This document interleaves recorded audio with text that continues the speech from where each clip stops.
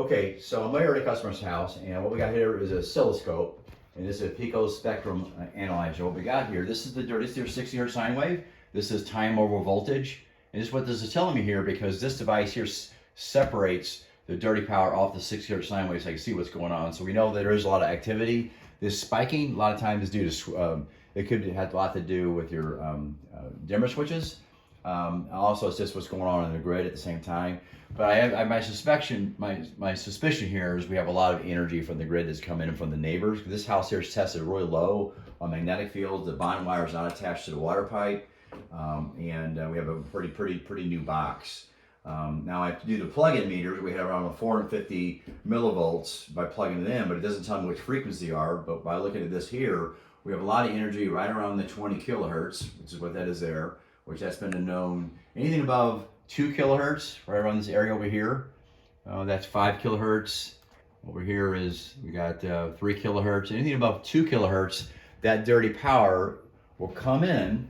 And if I bring in another experimental explanation here, when it comes in, this is going to be your hot wire, which comes into the home. This is your neutral, which actually hits the light, goes back this way, and your devices can cause dirty power to get on this neutral going back to your panel. Also from the grid can circulate throughout your house. Depends how much pressure is going on out there. A lot of times this gets pushed into the home, to the grounds, and sometimes the neutral, and of course the hots, and then the bond wire. But this just tells us what energy is in the house, and we have devices. The good news is we have devices. Now, why this is important, just because you have Romax around here, this dirty power comes in 6 to 9 feet from the wall.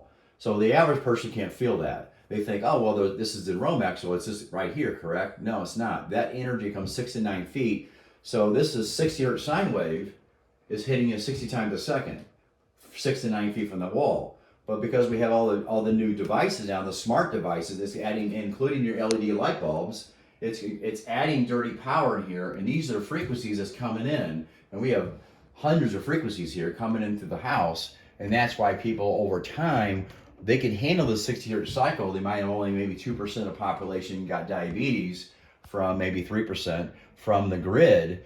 Now we got up to 60% people now getting diabetes, and we know that dirty power is a big reason why that people are getting diabetes, because now you have frequency of 20 kilohertz, 60 kilohertz, 20, 40, 60, these are harmonics.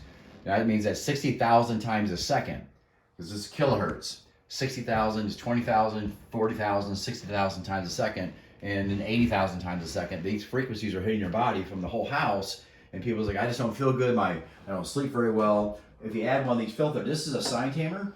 What's great about the sine tamer, it removes a lot of the lower frequencies. It acts as a surge protector, as a class 3 or class 4 surge protection, which a smart meter, which is on this house, do not have any surge protection. They removed that when you got rid of the mechanical meters. That's another downfall of that computer system that's been attached to the house, which is putting out RF radiation and dirty power.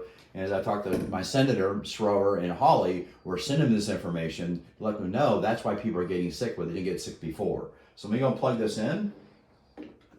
Now look at the dirty energy. It brought it down. The energy was brought down. So now that field coming off the walls, and you're electro-magnetic.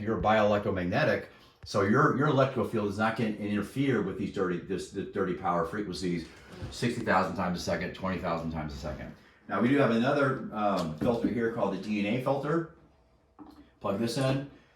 This seems to be doing a little bit better job, not about the same on 60 kilohertz, but the 20 did a little bit better here. So overall, the DNA is a little bit better overall. If it was really EMF sensitive, we would do both. This is put in at the box.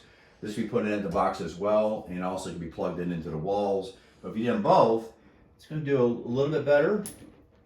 Now let me do this. Let me go ahead and unplug this again one more time, and then we have the meters that get plugged into the wall. And watch what this does when I plug these meters in, plug these filters in. So I'm going to plug that in. So right now, this is reading 218 millivolts, 216 millivolts, which actually overall is not too terrible. It's just that we do have some highly biologically active frequencies in this field that's coming in. Now watch what happens when I push in the sine tamer filter. Now it drops down to 26. Okay. Now this is 26. Now you have another reading here. We have the frequencies, We have the energy right above the 6 hertz sine wave. This is reading millivolts energy.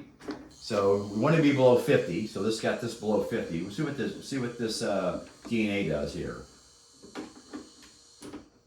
And it's down to 16. So this was 25. This is 16. That's what I suspected. So overall, the DNA does a little better job.